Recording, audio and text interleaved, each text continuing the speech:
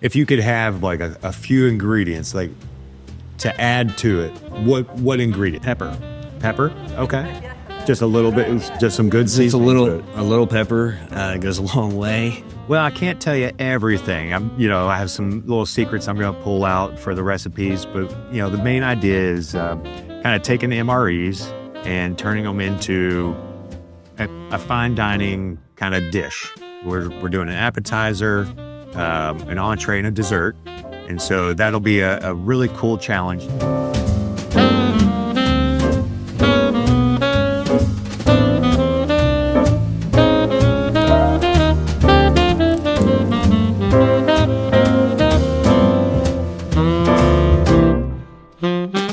Welcome to the Cook's Canvas Traveling Chef. I'm your host, Chef Linda Isaacs. Today, we're in Somerset, Kentucky at Urban Stillhouse. On Saturday, November the 8th, we will be hosting a gala for Lady Veterans Connect. Lady Veterans Connect is located in Winchester, Kentucky, and they are transitional housing for female veterans. We'll be talking with Rakaya and Jake to tell us all about the MRE Chef Showdown. First, a word from our sponsor, the Barley Mule Private Chef. Chef Isaacs brings Southern tradition, bold flavors, and a touch of Kentucky bourbon straight to your table. Whether it's an intimate dinner or a special event, she creates unforgettable dining experiences anywhere. If you'd like to learn more, just scan the QR code or click the link below. Jake, you want to tell us about yourself? Absolutely. My name is Jake Stearns. I'm the chef de cuisine here at the Urban Stillhouse in Somerset, Kentucky. Jake, you're going to be doing the MRE Showdown with us at the Lyric Theater. Can you tell us about what you're going to be doing? Well, I can't tell you everything. I have some little secrets I'm going to pull out for the recipes, but the main idea is kind of taking the MREs and turning them into a fine dining kind of dish. We're doing an appetizer, an entree, and a dessert. And so that'll be a really cool challenge just to, figure that out, show everybody what can be done with an MRE. Yeah. And for the folks that don't know what an MRE is, that's a meal ready to eat. This is the meal that consists of everything you'll need to eat. It's really high in calories, and it's used in combat and field exercises training. Can you tell us more about your experiences that led you to have the capability to do this live? Well, Linda, I've been cooking for 30 years. Even before that, I started off with my granny and all my grandparents, my family. I've spent a lot of time cooking around the country. I've done a lot of bushcraft cooking. I've worked with a lot of veterans and ex-military, especially at the World War II Museum down in New Orleans. So I got a lot of insight into, how to manipulate ingredients, how to have fun with it. And that's our whole thing is we want to have fun with our food, create a really amazing experience for the diner. And so using that, those ideas in the MRE Showdown, I think will come out real well. Tell me, too, you have a sister that is a veteran also, correct? Yes, yeah. She's a veteran from the Air Force. She spent 8 years, was in aerospace acquisitions management. So this kind of fuels your passion behind doing the MRE Showdown with us. Absolutely. It's something near and dear to my heart, something that everybody should have a little bit more attention behind, are the female veterans in our country. And to have my sister be a veteran that, supported our country. It's pretty amazing to be able to do that. I mean, being able to cook live in front of 200 people at this event, taking an MRE and what you'll be doing is changing it from the MRE is what it is. But as a chef, you're going to transition this itself into an entree, as an appetizer, and even a dessert live in front of these people. And then we'll have a special person that will get a taste this from you. Okay, yeah. And that's the idea, is taking those ingredients from the MRE and manipulating them into a fun, creative, chef-driven dish. I look forward to the challenge. I think it's going to be a lot of fun for everybody, and hopefully we get to create those experiences. And, speaking of experiences, we have our events and experience coordinator with us as well. Rakaya, tell us about yourself. Yeah, my name is Rakaya Pryor. I'm the events and experience manager here at the Urban Stillhouse by Horse Soldier Bourbon. And I help to create the experience here, particularly in our Commanders Club. Commanders Club is a private club that you can be a part of to enhance that experience here at the Urban Stillhouse. So I'm really excited about the MRE Showdown to get to see what Chef does best.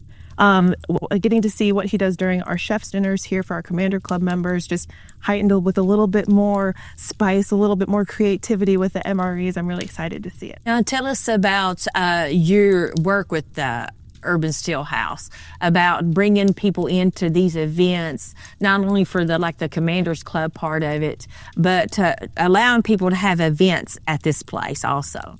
Yeah, it's a beautiful venue. The Urban Stillhouse as a brand is very much aesthetic. It's a place where you can step into one of our restaurants and you're transformed into a different place. You know, we're in the heart of Somerset, Kentucky, right downtown. And when you walk in here, it doesn't feel like you're in Kentucky, but it does at the same time, which is really great. So hosting an event here can be very grandiose, or it can be small, like something like a birthday party, or you're celebrating a special event, you're having a work meeting. But we also have weddings here. We have baby showers here. So getting to curate that experience for people here is one of my greatest passions. And then outside of just the events that you can have on your own with the Commanders Club, we also create events for you. That way you can come in and do a murder mystery party with us, or a chef's dinner, or get to do a private bourbon tasting with our veterans from Horse Soldier Bourbon. It's been really great. Okay. And are you local to the area? Are you from Somerset and around? I'm not. So I considered myself Illinois grown, but Kentucky planted.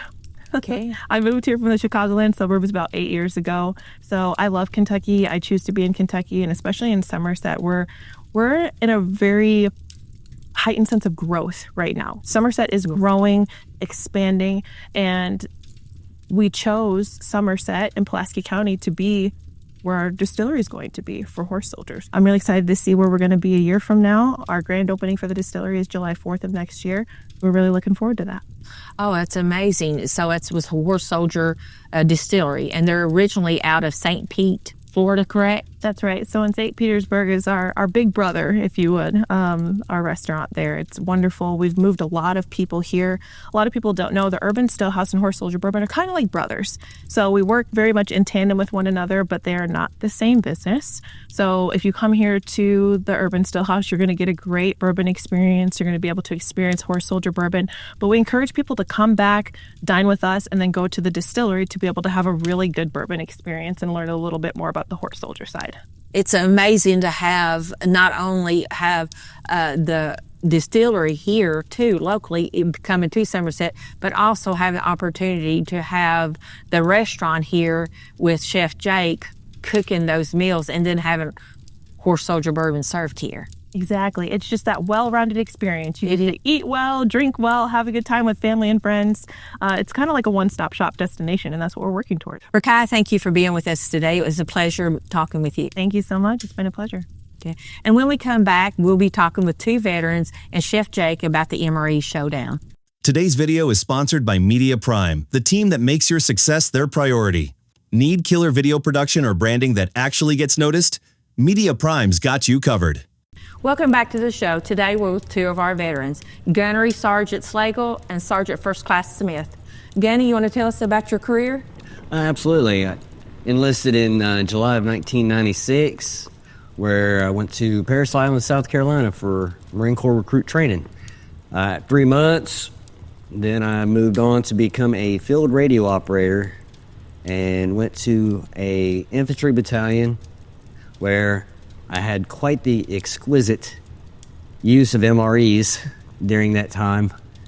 From there, I've transitioned into a Marine Wing Support Squadron out of Miramar, California. Then spent 3.5 more years on recruiting duty in Cincinnati, Ohio. From there, I moved to 2nd Air Naval Gunfire Liaison Company, which spent a bit of time out in the field as well. And then I retired from 2nd Marine Special Operations Battalion, or MARSOC, 2nd MSOP, as a company radio chief. You've had quite an amazing career. Thank you. Thank you. Sergeant Smith, you want to tell us about your career? Sure. I joined the Army when I was 18, a lot of years ago, and went through basic training and done in Alabama. I went through training out in Texas and also out in Arizona, and spent a lot of time we did a lot of field exercises and training. That's where I was first exposed to the rations like that. And then I went on to Fort Carson with the infantry folks, more field training, been overseas to Korea and Germany and so on. So I got to eat those a few times there. And did some more overseas on my last tour in, because I actually did 2 tours. But did go to Afghanistan, spent a year there. Luckily, I didn't have to eat those MREs very often. We had good rations, but got to experience them in a couple of different settings and a couple of different ways. And I will just tell you, there's no real good way to eat them, in my opinion. But yeah, they keep you going, though. Yeah. Thank you. Chef Jake, I want you to speak to our veterans today, because in November when we're doing this gala, you're going to be cooking those MREs live, and you're going to be transitioning them into an appetizer, an entree, and a dessert. And I believe that they have the expertise and the experience to help you get some ideas about what you want to do. So I'm going to turn it over to you. Absolutely. Thank you, Chef Linda. I'll just kind of open it up. You know, I think you both kind of, made the comment of it's exquisite food. I don't know if it is, but did you have any favorites or least favorites of the MRE varietals? Well, for my time, and things have changed since I have retired. They have changed. During my time, one of my favorites was a chicken and salsa. Okay. They were always ate cold because you just didn't have time to really use the heater to warm them up, and it just took forever to do. And then in a different era, there was one that was an omelet. I think it was an omelet with cheese. Yeah, okay. Vegetarian omelet. Yeah. It was absolutely horrible. And nobody wanted that. No, that was always the last one that came out of the box. That wasn't quite a fluffy omelet, right? They didn't do a French omelet. No, it was more like a green omelet. Okay, little green eggs and ham. Yeah. Pretty dense, too. Oh, wow. Yeah. Wow. Now, is there, was there ever any mixing and matching? Like you open a couple different ones and you can kind of blend them together to make anything out of that? Yeah, we usually always what we did was you get them and dump them out and see who had what you could trade for. Some had pound cakes, some had maybe John Wayne bars, these hard chocolate bars. Those were the really old ones. And maybe if you got stuff with an omelet, you could trade some of your good stuff for something a little more edible. Yeah, I always like the chili mac or the beef stew. Okay. Because you, again, like Gunny said, you eat them cold. It takes 20 minutes to heat it up, and you maybe got 30 minutes, even in a simulated training environment. So they're pretty tasteless, but yeah, you wanted to try to liven them up somehow. But when they started putting the Tabasco sauce in, that helped. Okay, a little hot sauce in there, pick it up. Yeah, At least you learned got a little flavor to it. Nice.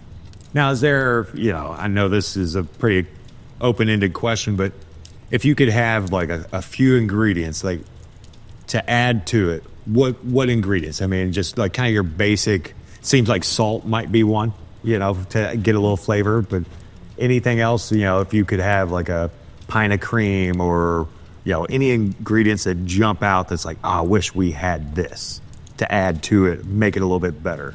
Probably the most simplistic would be pepper. Pepper? Okay. Just a little bit, just some good seasoning. Just a little pepper goes a long way. Nice. Yeah. Really anything to flavor it, because you, like we just said, most people wouldn't think that of everything that was in there wasn't salt and pepper. No salt and pepper. No salt and pepper. So how it came is the way it was. Okay. Any kind of, and we would get like those pound cakes, hard, dry. What did you guys put in them to make them? Did you do anything to them to make them better? Or could you? No. You could try to make an icing. Yeah. Okay. With the cocoa powder and some water. Okay. And I knew this one person You remember that? You get that lemon lime beverage thing in there. It's like it's supposed to be like Gatorade when you mix it with water. So you could take that lemon stuff, lemon lime flavor, and then you could take the creamer for the sugar thing and that cream packet. Okay. And mix that together, and then you put it on crumbled up a pound cake or cookies if you got cookies. We called it key lime pie. That did not taste like key lime pie, but it was better than the alternatives. I bet that pop of the citric acid that helped. really kind of That at least They're palatable. it had some flavor, but you still didn't have anything to add to it. But yeah, you were always trying to figure something out. And those pound cakes and crackers, the crackers were like cardboard. They were hard. It's almost like hardtack from like the Civil War, right? Yeah, like you like just dehydrated as much as possible, right? And in calorie dense. But the other thing they did is it didn't have a lot of fiber in it. So. And it was designed for combat, for you to move and not have any time to stop and eat quick. Maybe you want one a day. Generally, when that what you pack to the field. Two. You take two. So it's not the best for your digestive system either. I can imagine. So yeah, pretty. You don't want to be in the middle of it and then have to, run behind the Humvee or something, run behind a tree. So I guess that does like kind of keeps you from having to, immediate actions. And like we said, taking if you got cocoa powder, hot chocolate, any of that, and you could try to, make a little paste or pudding out of it. Put on that. Yeah. It sounds like there's a lot of opportunities to, maybe add some flavor and add a little bit more, I don't know, like just some good protein, some good salt, pepper, hot sauce. I feel like I have a pretty good challenge ahead of me turning these into, a really nice entree and dessert. So one thing we love, and I'm sure you all, is the challenge. We want to, rise up to it. So thank you all so much for, the information and chatting and everything. Chef Linda? Thank you all both for being here today, and more importantly, thank you for your service to our country. I mean, we couldn't do what we do today if it wasn't for people like you all. I know you both personally and stuff like it. You're both wonderful people and had amazing careers. I mean, I just appreciate everything that you all do. Anytime that I can lift you up, I want to always make sure that I do it, and I want to thank everybody today for joining this episode of the Cook's Canvas Traveling Chef. If you want tickets to the show, the MRE Showdown, that's at Saturday, November the 8th. There will be a QR code that will be on the show today, and you can purchase your tickets. Thank you again. We'll see you again soon.